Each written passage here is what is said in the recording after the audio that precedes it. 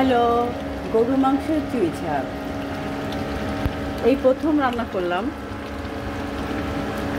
আমি খেতে কেমন হবে আমি জানি না, দেখতে তো মনে হচ্ছে অনেক ইয়াম্মি হয়েছে। এখন চুই ঝালগুলো মিশে গেছে, আমি একটু ছেঁচে করে দিয়ে দিয়েছিলাম। যাই হোক, আমি নিজেও গরু মাংস খাই না, যেহেতু অ্যালার্জির একটু সমস্যা আছে। আর বাড়ির সবাই যদি কিছু খেতে চায় খেয়ে খাবে, খেয়ে দেখে ওরা বলবে হয়তো কেমন হয়েছে, আমি তো খাবো না।